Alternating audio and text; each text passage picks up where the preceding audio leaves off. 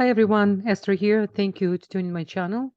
Today we're going to do something special I never done before. First, we're going to review what's happening in the sky this upcoming week, and then we're going to do study session with my teacher. I found absolutely amazing video. It's made in beginning 1980s, where my teacher Rav Burke, the Kabbalist, explained in more details more deep about this upcoming 3 weeks. So we're entering right now, we're already entering to the period of time of 21 days, which is called Bnei HaMitzarim. I encourage you to watch my previous video, then you will understand exactly how to benefit from this video. So if you didn't watch my previous video, I encourage you to stop, to watch the previous video, to make a screenshot of meditation. I provide the special meditation kavanah, which is we need to do a few times a day, scanning and connecting during meditation. And then come back to this video because by after we will go through the sky to understand as well what's happening in sky, how sky support us, and what additional tools perhaps we need to bring to the table. And then for us to understand how really not just to deal with these 21 days, how really to get the maximum light from it and really to change our destiny, because we meant to really not to be attached to be slave in a jail of whatever tikkun incarnation we receive in our birth time, because we right now in a period of time when we can change anything. We change how we look, we change how we see things. This is how powerful we are.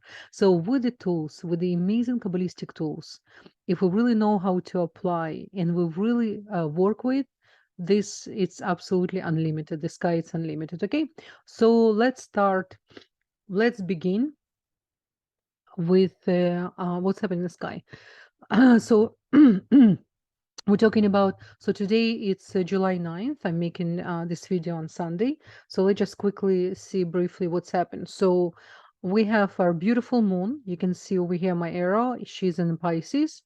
So she's sensitive. Moon loves to be in Pisces if you know how to control this energy, okay? And don't I will really recommend today, especially on Sunday, don't take your family too serious. Always zoom out. Don't really connect to sensitivity really. In Hebrew we say like don't let your agashot, your sensitivity to blind you. Okay, it's really important for this particular day because a lot's going on this coming week, especially for Mercurian people and for Martian people. So anyone who has Mercury as a lord in your chart, if for example you're born on the sign or you have rising or moon, you have important planets in Gemini or Virgo, very important, and as well Aries, Aries and Scorpions, very important because Mars are going to interact quite of intense this week, and as well Mercury will be really challenged a few times. Therefore, our mind. So we really need to know how to stay focused, and this is why I'm really excited to share with you this video. Only 9 minutes. I'm gonna stop maybe between and just explain to you some terminology if I feel it's necessary. Okay. Okay. So let's continue. Let's move on. Let's go to July 10th. What really happened in Monday? So on Monday, I wrote down. So on Monday, in July 10th, we have a Mercury will be aspect Pluto, and it's in Cancer and Capricorn. And you remember Cancer and Capricorn, they are came to learn from each other, so we need to understand that, right? So where we have Mercury over here, it's 4th degree, and Mercury right now, starting the movement, it's still in retrograde, and we're going to in a position with Pluto. Now, what's really, really important here, Pluto, remember, Pluto is he's the master of illusion. If, for example, Neptune, he represents intuition, dash illusion, and we need to know how to deal with the energy of Neptune. Pluto, it's completely different level. Pluto can really drag us to stories which is really not going to serve us. So make sure your mind Focus and don't overwhelm you this week with too many duties. This is another one thing I want to recommend for you. Rather to commit to one and two and really start and finish, and tend to be all over the place. As soon you feel it's happening, like you constantly want to check your devices, you constantly want to check your messages, something, make yourself a plan.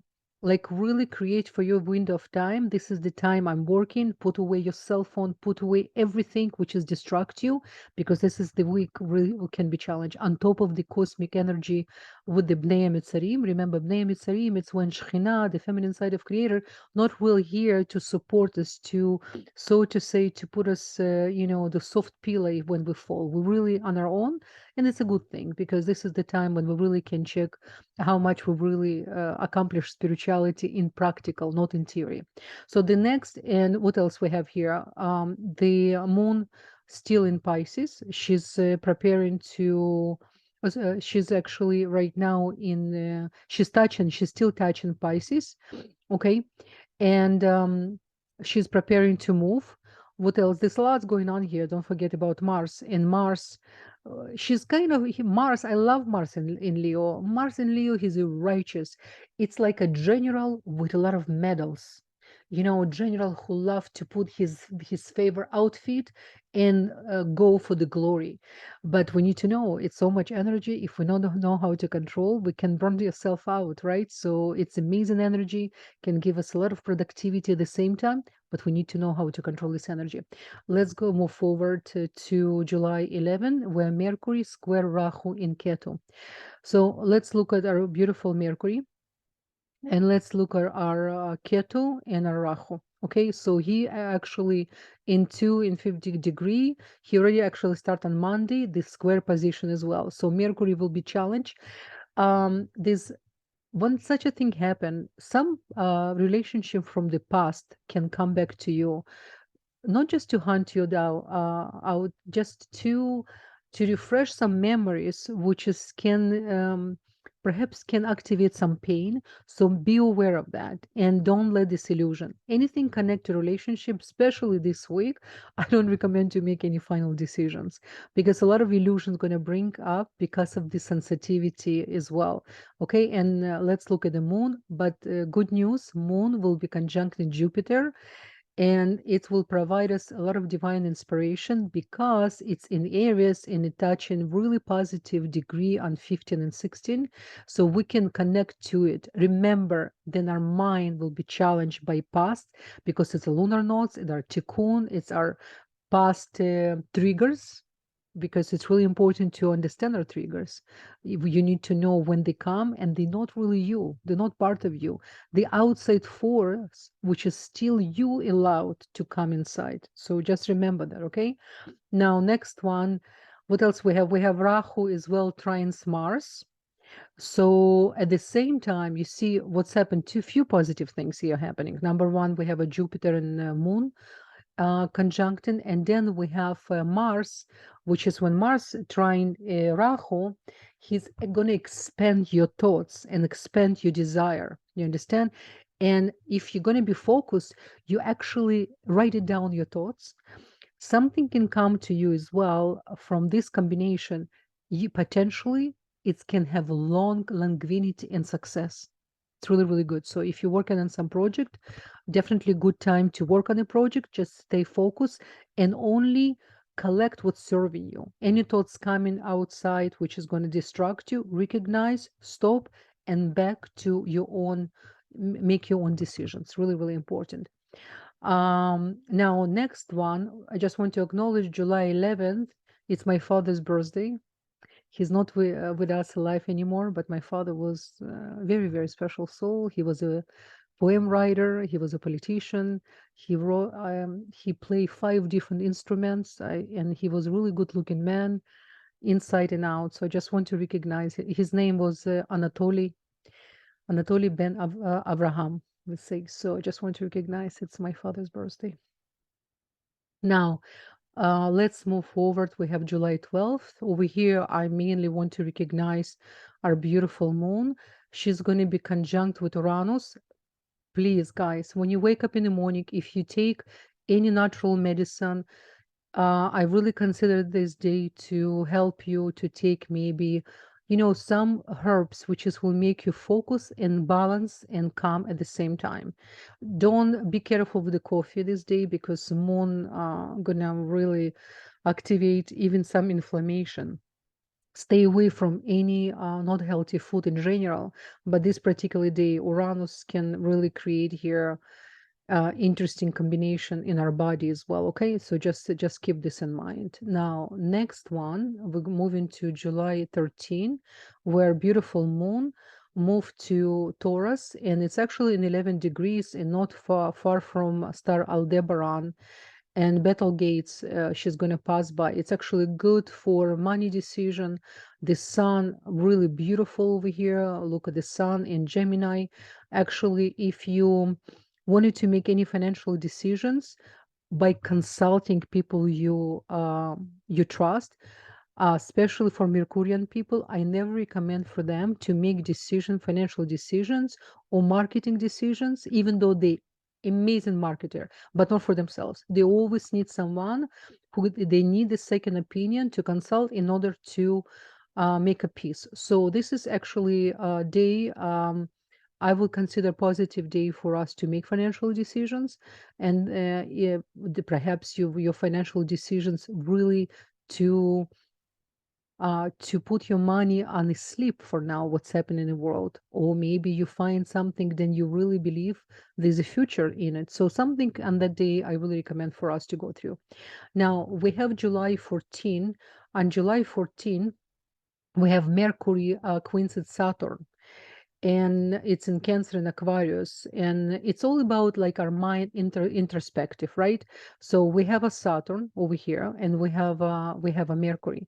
So what interesting over here, I love the Saturn. The Saturn in the 12 degree is the 12 degree really supporting us. Don't forget Saturn right now going through motion, so it's a good thing. So Saturn more open for help us and for us to evaluate things, and so to say, he's in the position to give us opportunities right now. Okay, remember that. And he's going to communicate with Mars. What did I write down for myself as well? This is the moment as well, over here. If you I want to remind to people who work on any projects, this is not the place where you can use this day, benefit from this day. It's Friday. I always recommend on Friday not to work too late, especially best not after 1 p.m. or 2 p.m., because it's already entering energy of Shabbat, especially if you honor Shabbat, a Saturday. I recommend for you as less as possible do business, but the first part of Friday, you're going to receive some divine inspiration. Definitely connect to the Zohar. Always ask, energy. If you have Zohar at home, every day, definitely find time at least from 10 to 15 minutes to read and scan the Zohar. Very important. Now we're going to Shabbat, July 15, where Venus queens Neptune. I love that. And oh, by the way, I just want to mention again, moon, right, on Friday, very material oriented moon. But it's really moon, if you cook for Friday on Friday for Shabbat, it's going to be really yummy food, because when moon in Taurus on Friday, it's definitely going to be very special meal. What can I tell you?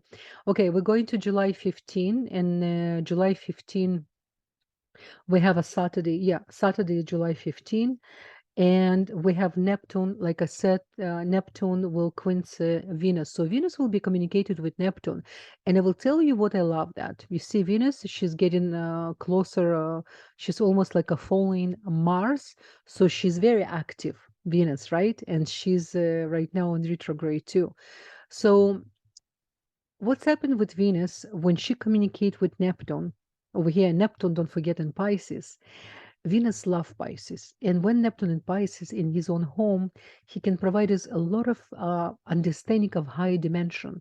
So Shabbat consider is the best day to study, because it says in our ancient books, people who study on Shabbat on Saturday, and don't forget Shabbat is represented by Saturn, Shabtai.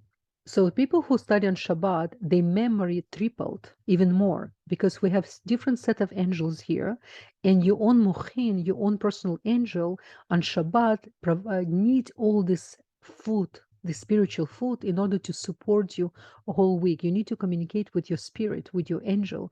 When you study, he's with you, he study, and if you're consistent when you study, and you know what I found on Shabbat, when you study and then you've said, okay, it's enough, it's enough reading, continue another page, just go a little bit beyond. You can get some secrets that everything what you studied just for this last page. It says when person volunteer or helping and he didn't completely finish, he let someone came last moment and you said, you know what, I did everything, I just this one, you just need to put dishes in a place and it's done, I have to leave. Never do that, because everything what you did, the person who came to complete going to get benefit from it. So it's really, really important to remember as well. Always try to be consistent for the last moment. It's really, really important. And as well, look what's happening with the moon. Moon right now between signs. So she's a free of attachment. So she just left the Taurus and she entered to Gemini. And Gemini loves study. So Saturday through Sunday, it's going to be beautiful. And Venus, she has a lot of ego because she feel, not Venus, sorry, Mercury, he's in Cancer. So and he's actually in 14 degrees, which is touching very special position of psychic ability of Cancer.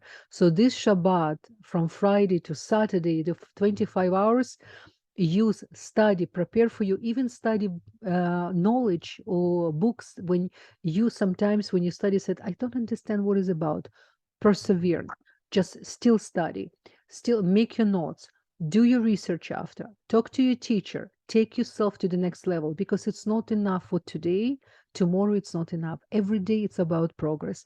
Every day for discover something new about ourselves and enjoy. And this is what really will provide real happiness to your soul, not physical fulfillment. Of course, it's important to have a good food, to have nice clothes and everything. Yes, it's all part of the malchut. But bottom line, what's really, really important when we giving our soul the food, the spiritual food, our soul feel different, and therefore our body in this body, our body reflect that we're much more healthy, much more balanced, etc. So it's really important. Okay, guys, this is what I'm going to complete for this week. Of course, I can just say so many things, but this is bottom line. Plus, the whole sky in front of you, I love to, for you guys to look at the sky. It's very healing.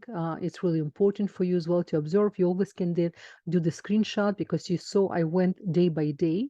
So you always can come back, do even 7 screenshots for yourself and see what's happened. If you want, I just quickly gonna move to Sunday, which is July 16. So we did from Sunday to Sunday, and we can see this beautiful moon moving to very productive, position. She's going to be Sunday and Monday in Gemini. Very good. If you Sunday it's day, if your day off, of course, most of the people except Israel a Sunday day off. But I have to tell you guys, Sunday is considered one of the most powerful days of the whole entire week, in the sense of to be productivity. Why? Because Sunday, the Yom Rishon, we say in Hebrew, the first day of creation, was created, is the seat of everything. The creator was really gave the fresh energy. So it's really, if you do have any projects, still find time on Sunday between spending time with your family to invest some energy in whatever you're working on. It's really, really good, because Sunday is the day of the sun, of the superior, which is represent our soul, our energy. And if you wake up Sunday morning early, come outside. If you have a sun, observe sun, open the chakras of your neck in this location, and let sun shine through whole spine, so you can get the whole energy for the whole entire week. Really, really important. Another thing I want to give you tips. Kabbalists always recommend Monday and Wednesday not to make too many important decisions. One of the positive days to make decisions is Sunday, Tuesday, and Thursday. Of course, Friday, like I said before, afternoon, but really Sunday, Tuesday, and Thursday, they're much more positive than the Monday and Wednesday. And of course, listen, life continue if you did, but if you have a choices, always try to put Monday and Wednesday as a second choice. use the Tuesday and Thursday as your number one priority to sign papers, to make important decisions. But of course, you need to, of course, see what's happened, because these 3 weeks, usually we don't marry. It's not recommended for these 3 weeks until Tisha B'Av, until July 27, 28, not to marry, not to make any decisions important, not to sign any important papers. Men do not cut their hair, do not shave this period of time, not cut their nails, because anything it's connect to your body, which is it's all energetical antenna, better not to touch, because you just need to feel in more balanced way. There's a lot of knowledge, a lot of books about it. You always can Google and check, but I just want to give you these tips. So not further ado, I want to share a video with my amazing teacher, Alberg. We, like I said, definitely make a screen. I'm going to show you what I'm referring to. If you didn't have a chance to make a screenshot from, I'm going to show you quickly. Let's see if I have here. I think I did. Yeah, I did left. Okay. There you go. Let me just move to over here. Okay, so this is something you need to do. You make a screenshot. So when we're going to continue right now with my next video, you will understand better what my teacher Raf refer when he's going to mention Avraham, the first. You see the energy of Chesed, the right column energy, left column energy, and center column energy. It's really important. So this is the basic foundation of Kabbalistic knowledge. It's all about the right, left, and center column energy, and this is how the atom built, right? And we are gods who create everything around us. So let's go to the video with my teacher. Beautiful. Let's start. Starting this Sunday, begins the 3 weeks of what we call very high-powered negative energy. And therefore, the Ari presented us with a meditation during the Amidah. It was a very, very negative. I mean, if you, I've done that in the past. You just observe each day's events, current events of local events and world events, and you just read more negativity than some of the good that can come out. And so the Yari presented us with a meditation which deals with the Amidah, a special meditation which deals with the Amidah, with the Shemona Esrei, which is the varied combination of the Tetragrammaton. When we say Magen Abraham, the first blessing, which is for the right column establishment, we meditate on the Yud Kei Vav Kei, and then consider a conversion of that energy, a reduction, and it becomes Had, which is Tet, Dalet, Hey, Dalet. The first line. Had is by taking the Tetragrammaton, which is the Yud Kei Vav Kei, and stepping it down. In other words, what we are in effect doing, since it has already become manifested on a physical level by virtue of the golden calf, that on the physical level, and we can't change that. The imbalance of energy that is manifested during these 3 weeks is, if we can reduce, in other words, what happened on Shiva Sabbatams when the Jews had made the golden calf?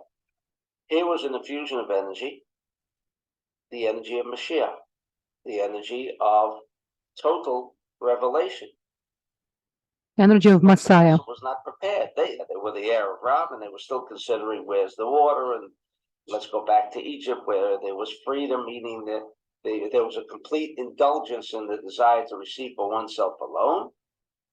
So the vessel was not prepared for revelation, and that caused the golden calf, and that caused everything else. In other words, why did they think of making the golden calf? Because they were into this total effect of desire to receive for oneself alone. So that became manifested, meaning an imbalance between the revelation light that became manifested and their vessel. So, according to the Ari, the way to counterbalance this particular period is to reduce the tetragrammaton or to alternate its effect by reducing the energy level itself. By reducing the energy level itself. By reducing the Yud K Vav K to a Tad Had. In other words, to meditate on the Tet, the Dalet, which is a reduction of from the Hey, and the Vav down to the Hey, and the final Hey down to the Dalet. That's how the Ari arrived at Tad Had. By this meditation, we have reduced the energy flow, and therefore the balance again becomes established for those who do this meditation. And so they will not be affected by this overflow, this raw naked energy being live wire rather than contained or harnessed energy. All right? Is that clear? This was the idea of the Ari. Meanwhile, that's the Magen Avraham. Then, the second blessing, which is Mechayeh HaMeitim, the second blessing in the Amidah, Left there, column. like you find on the mezuzah, is Kuzu. There you go, you transform it up. You transform it up. Now, it seems like it's just the opposite. The Ari should have given it to it, but I'll get to that.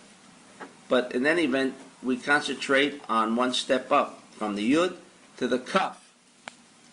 For those of you who remembered a little of the Talmud Esther-Sphirot, just to answer the question immediately, The tree of life, 10 Sphirot. what is more is usually less, and what is less is usually more. So the reason we step down, we're making it more concentrated. The Yud K Vav K is a balance. The right column, there is no limit to the extent to what we can increase the right column.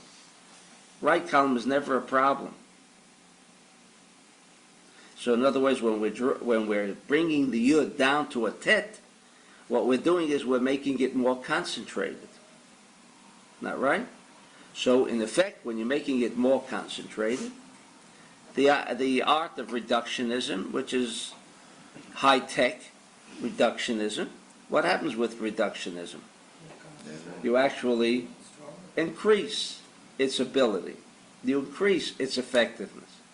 Right? It fits in perfectly. Therefore, since Magen Avraham is right column,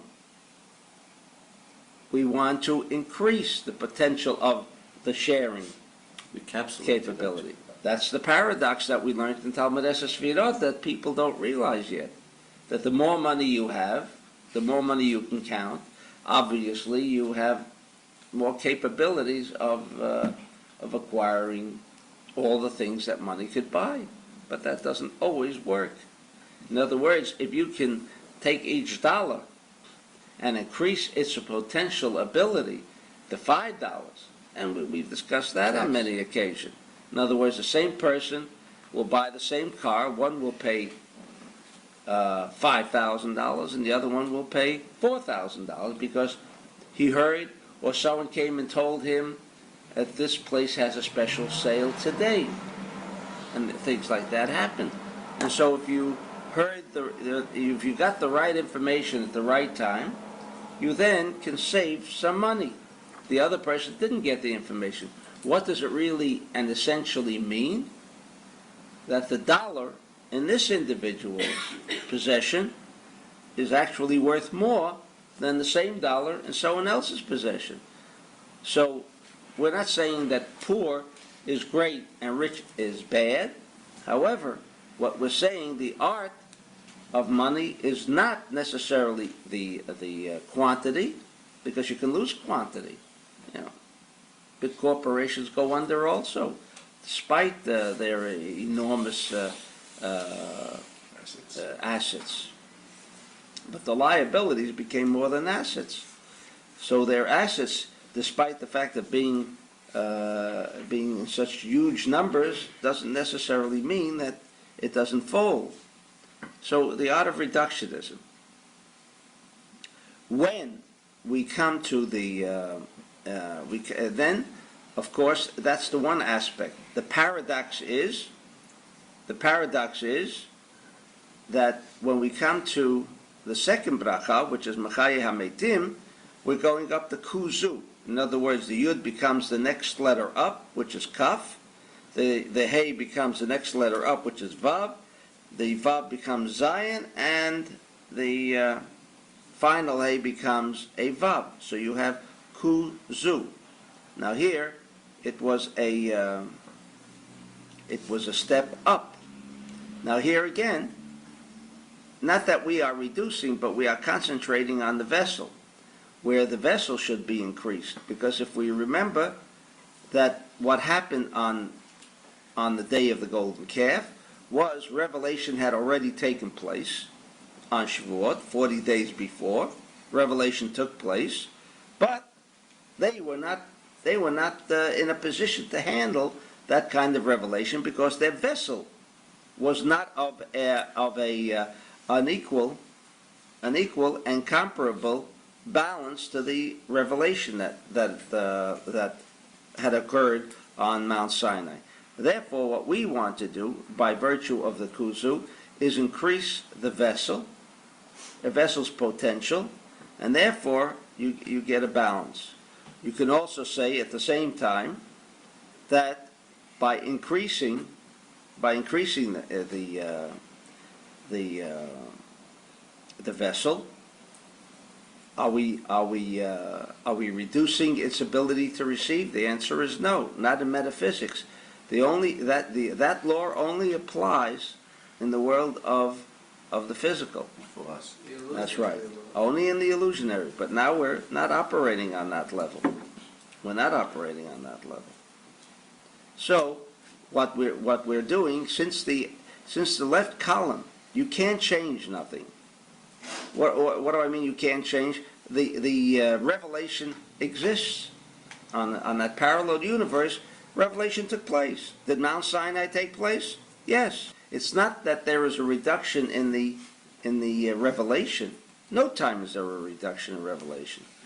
Therefore, we increase the ability, if we can, on that level, we increase the ability to receive, and therefore we create a balance between revelation and the left column, because the left column is not something that's the power which draws the energy, and therefore we want to purify that and elevate it by that meditation.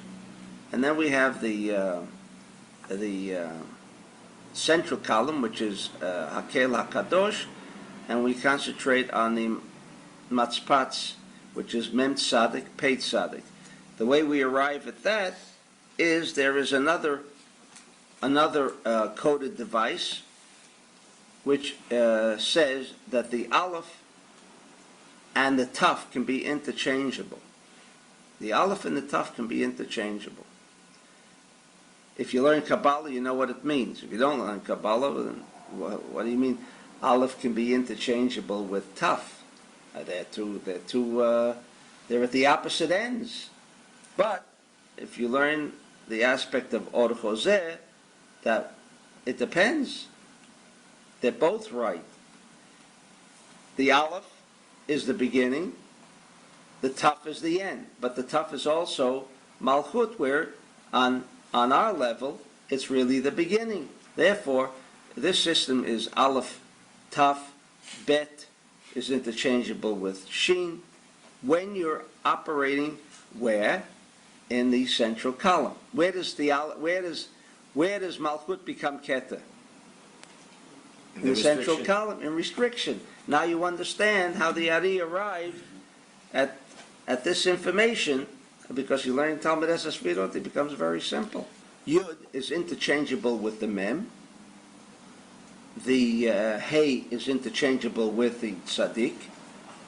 Otherwise, Aleph Bet Gimel Dalet Hey is the fifth. Taf Shin Resh Kuf Tzaddik. Right? So it's the fifth letter coming from the Taf. So that's the interchangeable.